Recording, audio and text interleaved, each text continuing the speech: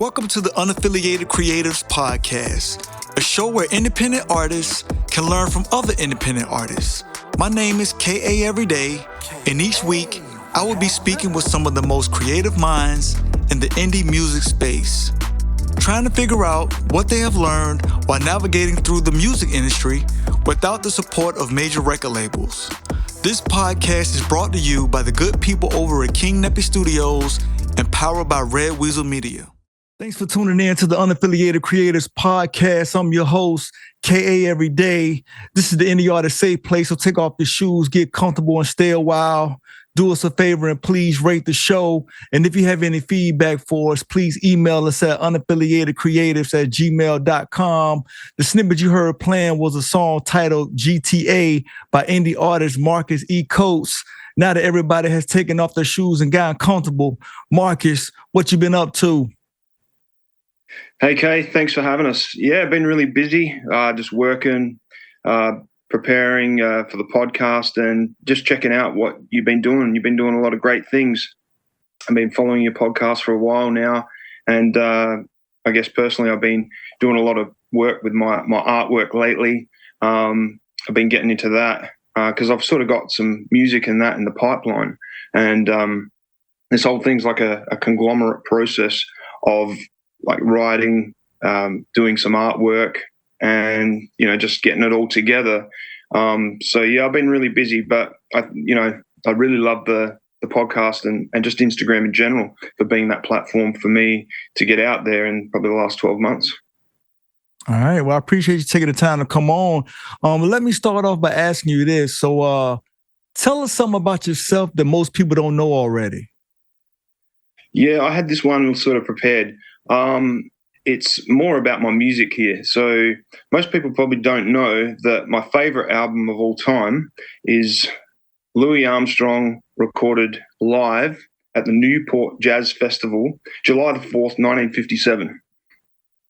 Yeah, so I do a lot of different styles of, when it comes to writing, and like I love my rock and I love my pop. I love hip hop.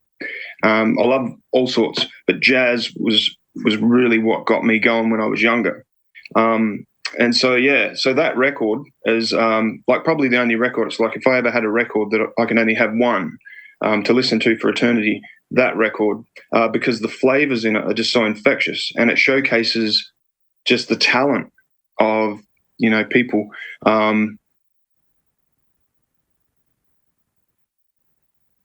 Literally think full on hip hop and stuff like that, because it just had the rhythm.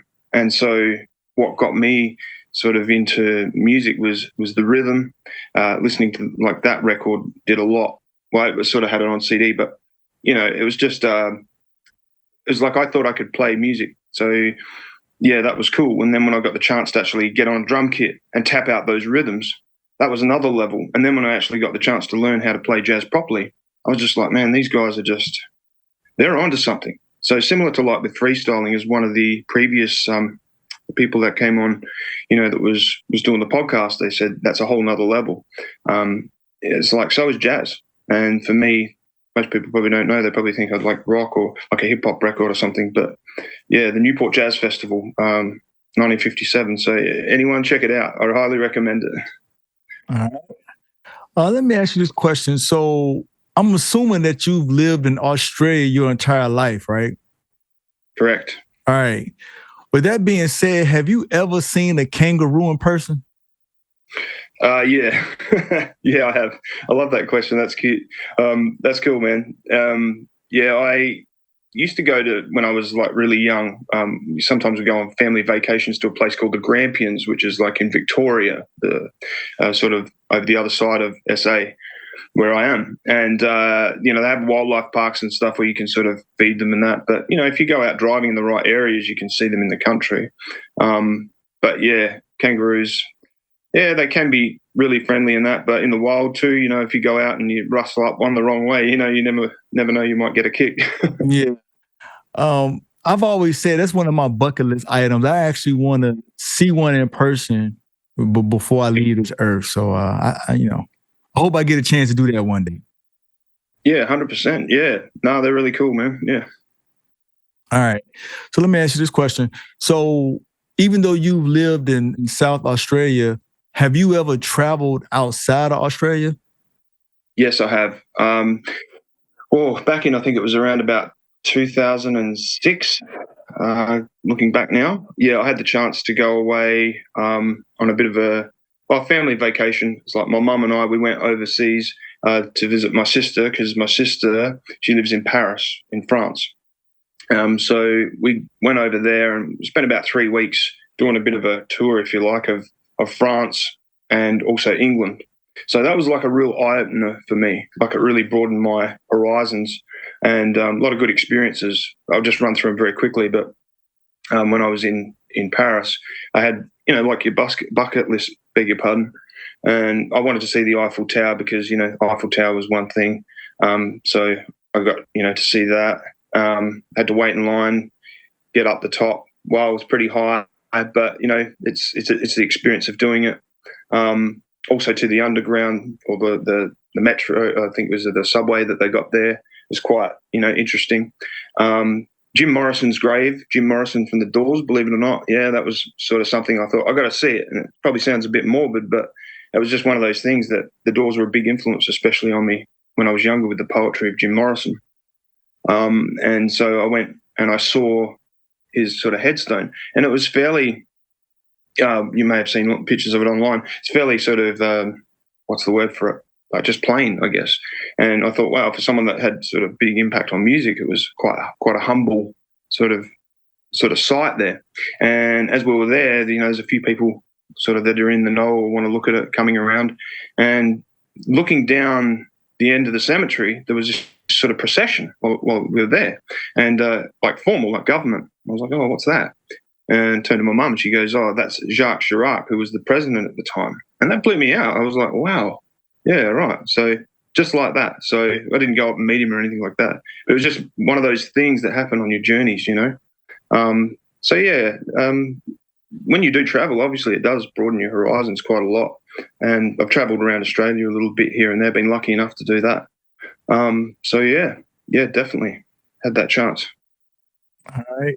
So I know this question gonna sound a little crazy to you, but how did you feel about the movie Crocodile Dundee as a kid? As a kid, interesting, man. It was one of those things that was like, it was just Paul Hogan. He was just sort of an Aussie character. At the time, he represented the Australia of the grassroots Australia of the 80s, 70s, 80s, maybe 90s. I didn't really feel like it was like a movie that made a big impact on me, but it was more a case of like, one of the mates kind of attitude that's going over there and doing it big in the US, which was great, because even though it was like, yeah, he's Paul Hogan, which is like laid back character, what he did was he kind of represented Australia, good or bad, but he put Australia on the map insofar as movies. So at that time when we didn't have the internet or anything like that, yeah, I guess I felt like, yeah, it was kind of cool, but it was also just sort of, he was like part of the furniture, if that makes sense, in the cultural aspect. So yeah, I was to be honest, I was probably much more into the American films, So growing up, watching those films of the '80s, like John Candy was a big one for me, like comedy, the Ghostbusters, Bruce Willis in Die Hard, Arnold Schwarzenegger, massive one, with the Terminator. Things like that, they sort of had the big impact on me, and Hollywood essentially had a big impact on me because growing up in rural South Australia back in the 80s, 90s, we had two television stations. One, which was the ABC, similar to your American ABC, which was Australian Broadcasting Corporation, which was mainly sort of English and, Australian stuff. And the other one was a community radio station, which took, programming from some of the other more known stations of Australia and mixed it all into one. And the censorship was so heavy too, Kay. Like, we had ratings like G, PG, and AO, which was like for adults only. And a lot of the films and that on the television were edited. So, you had certain scenes in movies that were sort of cut or like, censored in some way. So I'd always look forward to going to the video store to get the video version because then you could sort of whack it on and and see the real thing. So yeah. All right. Talk to us about your college experience while attending Prince Alfred College, where you received a scholarship for percussion. Okay, that was an interesting part in itself. I won't go into the whole thing. It was only a couple of years I went to college, but it was a bit of a change of pace for me because my folks sort of separated in year 10 it was, and they'd planned for me and my sister to go to college. So yeah, so I went from the country, sort of South Australia, to come to Adelaide, and where we lived, it was about 400 kilometres, 450 kilometres, or maybe 5 hours drive to get to the city. So I remember my dad dropping me off in college, and I spent that first night in the dorm room, kind of like feeling pretty sorry for myself. So it was kind of a bit of a lonely and mixed up time for me. But you know what? There was this particular competition, if you like, that was going in year 11, and it was open to anyone wanting to learn percussion, but they had to be learning an instrument. They had to be, preferably the drums. This was a percussion scholarship, and they got free tuition, for the whole year as a win. And I remember at the time thinking, I got no chance because I'm not learning or anything like that. Just some country kid that just rocked up to the school. You got other kids that have been learning since reception or whatever, the early grade school. I thought, stuff it, that voice, go apply for it. I went applied for it, and I did some of those jazz rhythms, which I told you before, which are so infectious, And the drum teacher was like, well, yeah, not bad, whatever, off you go. Next minute they called me in, like I think a day or two after, and they said, you know what, if you're willing to go back to basics, you can have this scholarship. And to me, that was a massive win at the time, because I was like, wow. So even though I was probably the most unlikely to get that opportunity, I got it. And I was able to go, you know what? Yeah, I can, like tap a rhythm out in the drums, but this is going to mean that this is the whole other level, and it was, because I went through every style, I started off with rock, learning how to read, play basic rock, then do rock, rhythms. And then it went to blues, and then it went to Latin, and then finally jazz. And while I'm talking on this, I'll keep it brief, but I remember my drum teacher, he was sitting next to me on the kit. I had a kit. And he'd sort of like look at me and he'd be like, this is the basic, go away and practice. And I did, man. I went and practiced every week just on my own up in the belfry of that college. And I'd be there like whiplash, nonstop. Anyway, so we got to about 3 or 4 weeks of jazz like towards the end of the year. And then he said, right, put the book away. And I was like, oh, okay, aren't we going to do, whatever? So no, put the book away. He said, now you're going to learn jazz. Follow me. Starts doing his rhythm, da da da da da da, does a drum break, boom, boom, boom, boom, sort of thing. And then I'm like, okay. And I tried to copy him, and I didn't do too badly. And then he got a bit harder and a bit harder. And then he did something insanely stupid. And then I just let go. And then I was like, and that's how we learned from then on. And that's how jazz started, it started from that sort of impromptu thing. But there was a bit of structure. But it was that rhythm of those elders. And for me, that's why it seems a strange thing, and it, never got me a big career or anything like that. But those points were like, I learned so much, and it, looking at some of the Instagram videos, I saw Kanye West talking about the importance of the drums in hip hop. It's important with the beat, so important to get that beat right. And even when you're rhyming, your rhyming is like, getting it on the beat. You got to get it on the beat, and so yeah. It's a privilege. Thank you so much for letting me expand on that. So you are a very talented person. You can draw, you can play instruments, and you are a recording artist. So from your many talents, which one do you enjoy doing the most? That's a very good question. It's kind of hard to say which one I would enjoy the most. I guess if I had to lose one of them, I would probably lose maybe the drawing. Yeah, I think. See, with the drawing, I love doing the drawing, but I know that there's other people out there that are say better at drawing than me or better at art than me, and they work hard to get to that level. Even with with the percussion or the drums, the music, there are other people out there that are in professional jazz bands, or they're working in orchestras or doing that sort of thing.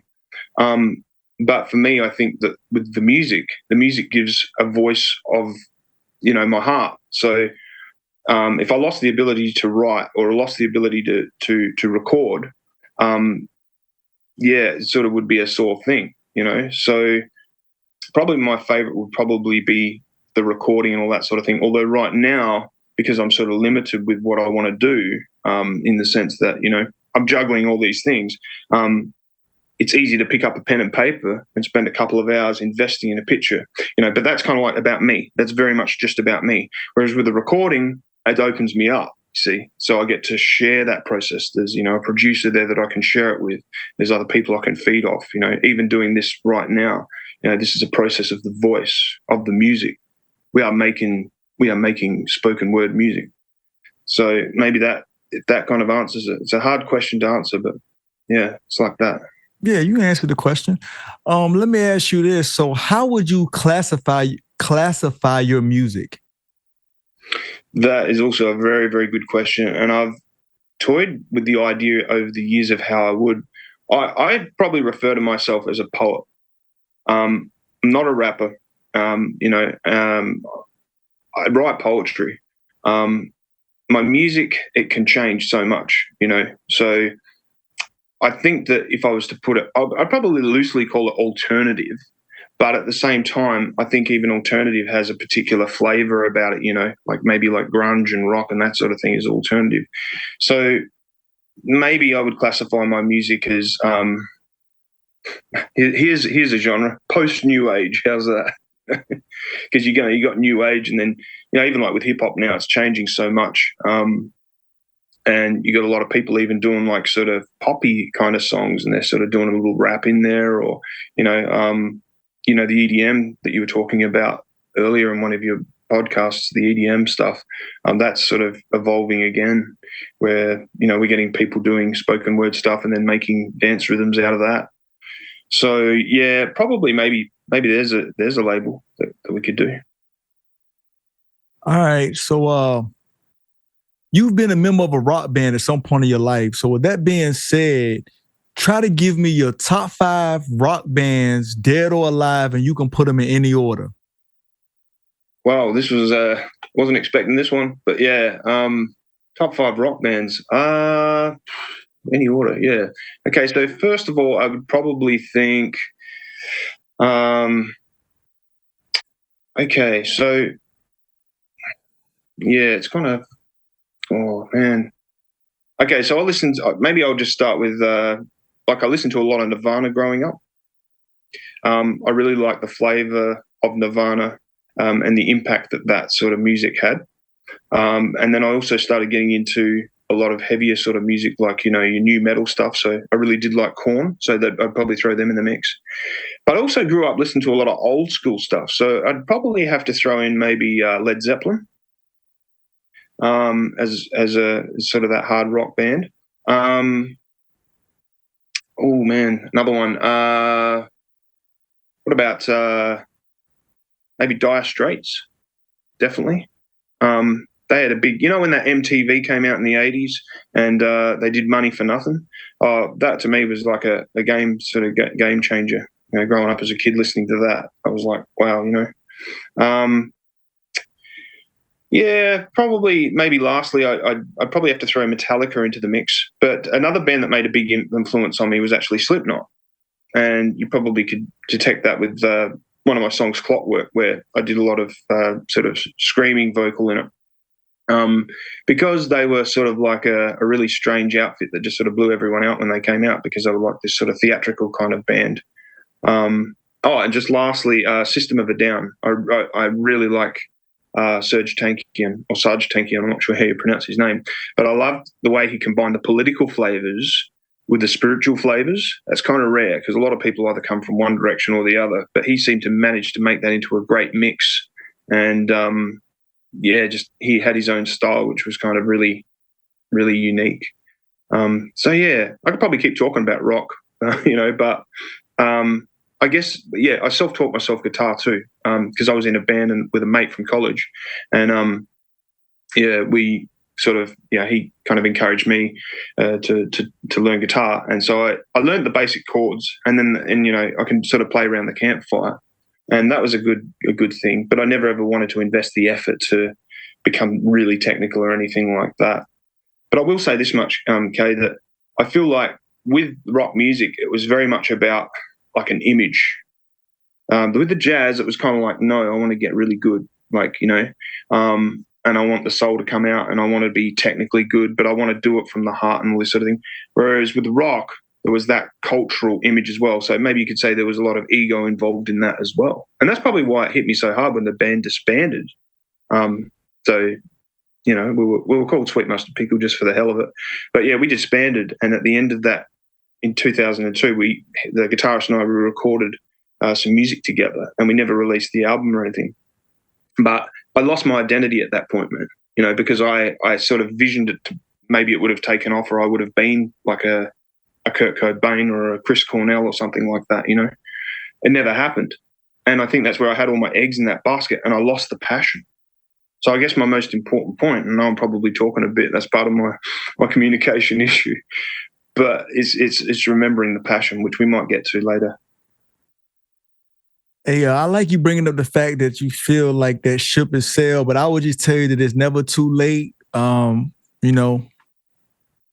You always have time. I mean, you got time until you die, right? So as long as you got, breath in your lungs, man, you can do it. So yeah. That's right. And I think what the beautiful thing was about that journey was that, okay, so I kind of turned my back on music, for a long time. I tried, just after that, just getting a job. I worked in a concrete factory for many years. And, I felt proud to be, slaving my guts out, making a minimum wage, et cetera, but it wasn't actually until 2012 that I met a guy that I used to click around with a bit in the Blackwood area when I did sort of rock music. And he was really into hip hop. And, he sort of said to me down at the shopping centre where I was cleaning, because he worked in the kebab shop, and he said, you don't need a band to record.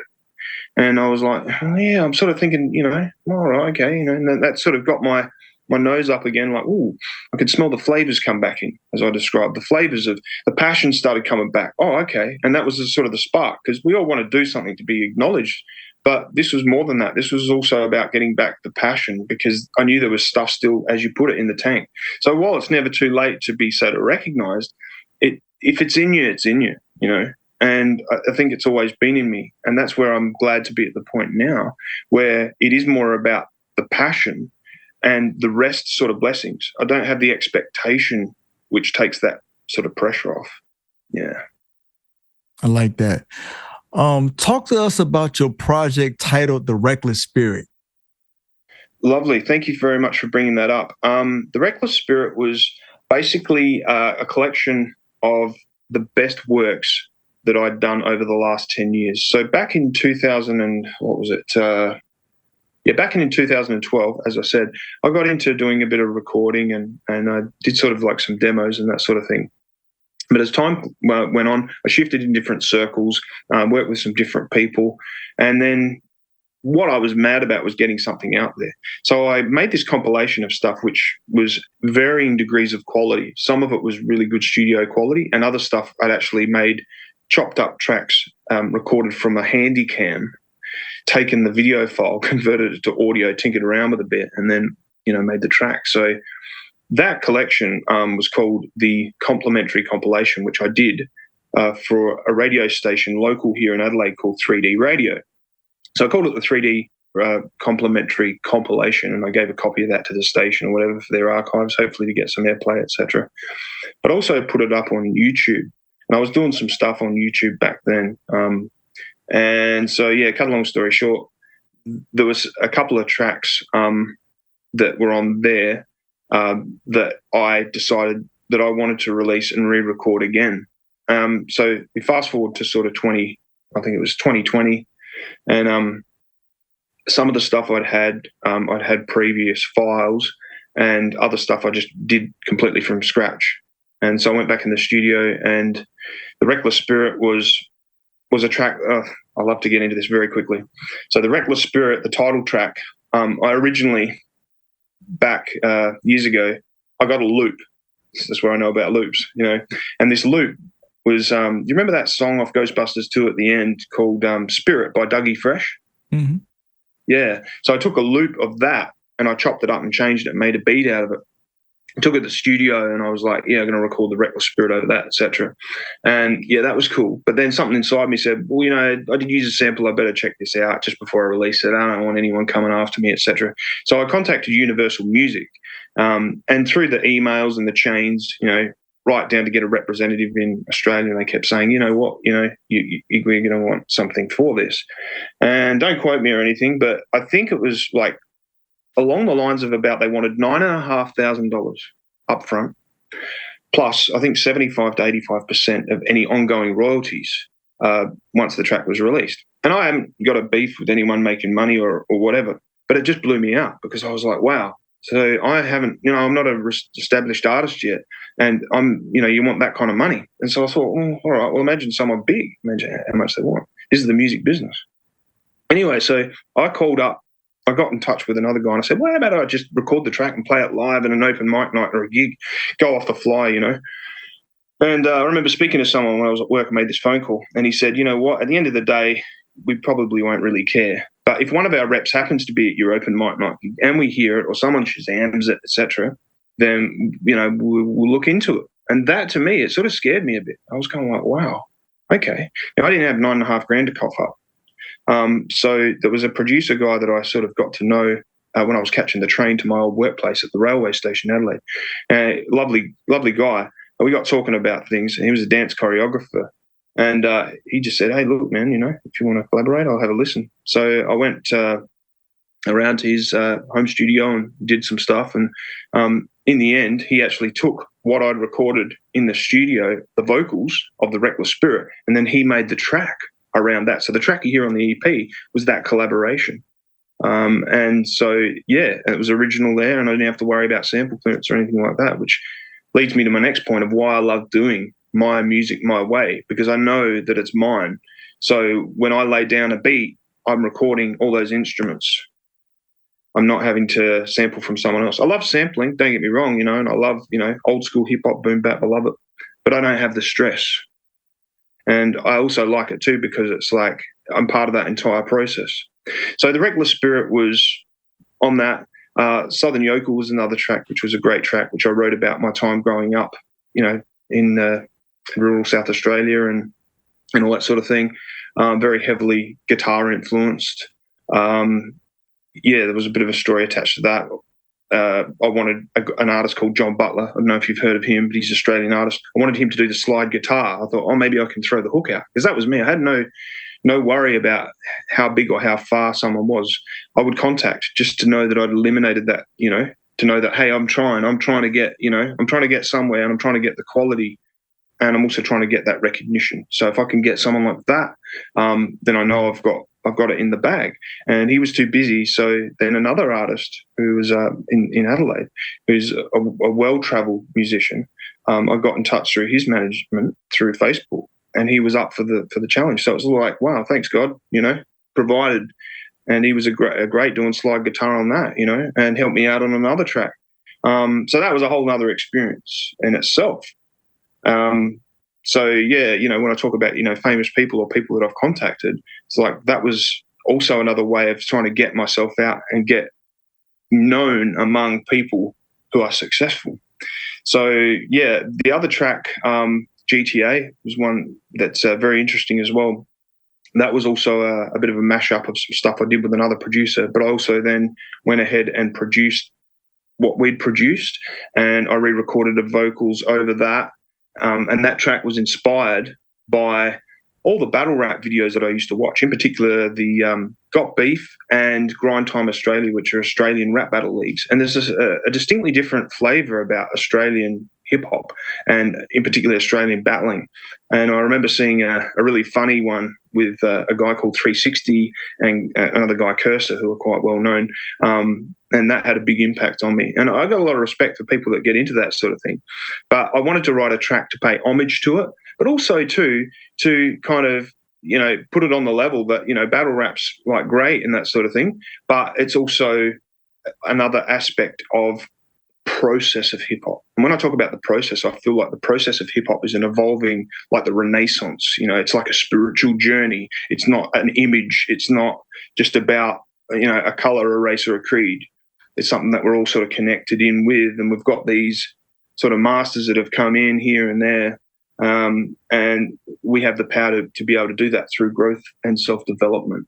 So the Reckless Spirit was the best of the work, 2012 right up to 2020 when I released it, and it was the first time I'd actually released through a record label online. And I wanted to make sure that I could look back on that and go, you know what, even though I'm doing something different now, I'm proud of that, because the next body of work is sort of like a full album that's going to be a flow-on. And I always say, if anyone's going to listen to The Reckless Spirit, listen to it from start to finish. Don't just pick a song, because it kind of encapsulates a whole story, and that story is continuing. All right. I appreciate you taking the time to really break that down, but I can't let you get out of here without asking you this question. So the premise of this podcast is independent artists learning from other independent artists. And I'm sure you know that by now because you've heard several of the podcasts. With that being said, what mistakes, if any, have you made so far in your music career that others can learn from? Okay. Well, this is a good one. Mistakes, and I got my cheat sheet for this, Kay. Don't be impatient. There's no fast track to fame and fortune and whatever it is that you're searching for. Hone your craft, and I'm talking in particular with whatever it is, learning the instrument, but more in particular like writing rhymes. Hone that craft. So if it is freestyling or whatever, learn how to do it. Learn how to do it well. If it is beat making, don't shortcut it.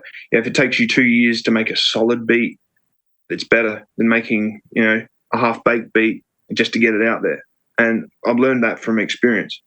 When I write rhymes or I write lyrics, I check the dictionary. I've even referenced that in one of my songs, and I rewrite again. And I've sometimes got 4 or 5, pages worth of written. And then I read back over it and I go, that came out here, but, could that be better? Who else is doing that?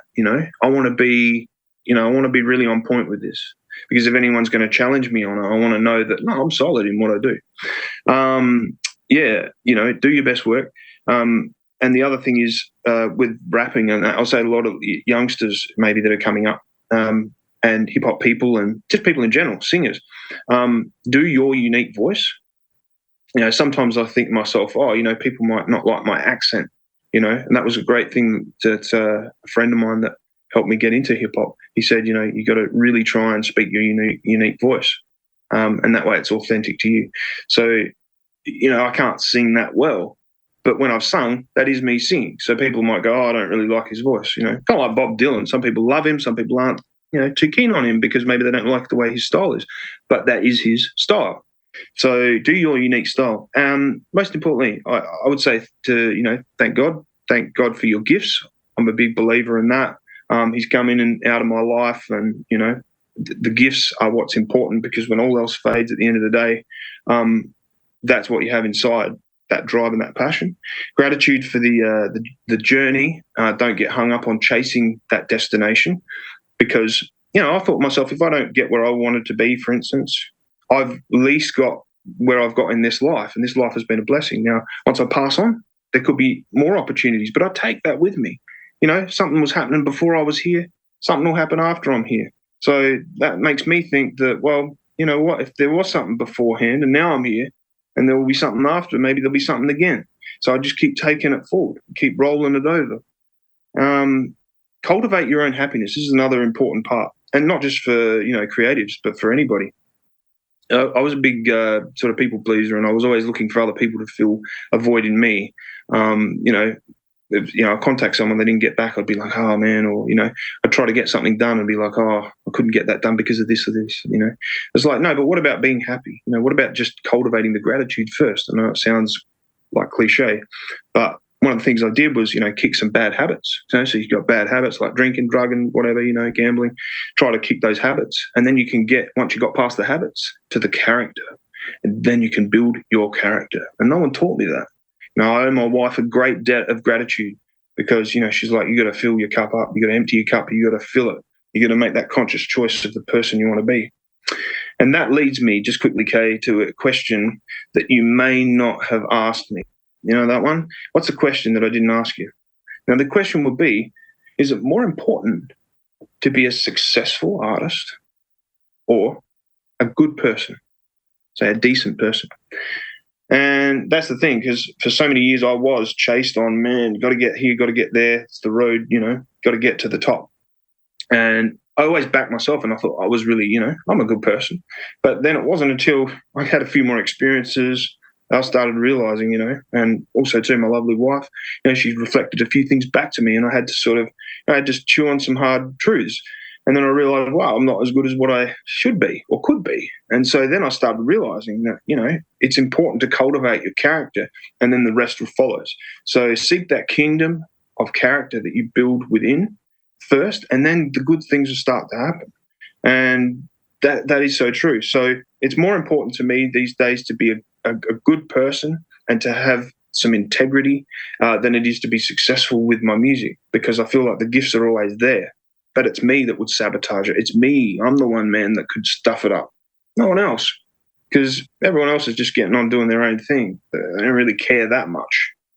But yeah, for me, I know that I'm the sort of the one that, is in charge. And also too, just quickly, Pharrell Williams said, and I love this thing, I saw it in an Instagram post, we're just library students of the universe, checking out ideas from the cosmological library. Well, don't quote me, that wasn't exactly what he said, but it was along those lines. He's like, we can return and socialize those ideas, and we are blessed. And I love the way he talks about the library, so creative. So I sometimes hear stuff in my head, like with Southern Yokel. Down, down, down, down, down, down. So I'm like, oh, yeah, and how does that sound on the guitar? Right, well, and I put that down, and then I'm like, oh, cool. And then I add the lyrics. So that's the process. The music first, then the lyrics. And I know that I've just checked into something, like the library. And this is what happens when people get bummed, like writer's block. So even for yourself, Kay, if you don't have the creative juices flowing, or if you're getting down, or if you hit a dry spot, don't know what to write or record or whatever, just kick back into that gratitude and just remember that, hey, maybe it's not my time yet, or maybe, hey, it'll come along. And then before you know it, you give that gratitude because it's there. There's no doubt, because the doubt blocks it. You'll be driving to work, next minute you'll hear music. Like I heard music in my neighbour the other day, like grinding the boat. He was making the car panel, beg your pardon.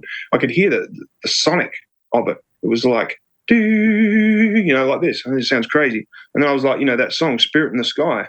Spirit in the Sky. I could hear it. I could hear the music. And that's how it is, man, So when you are struggling, always know that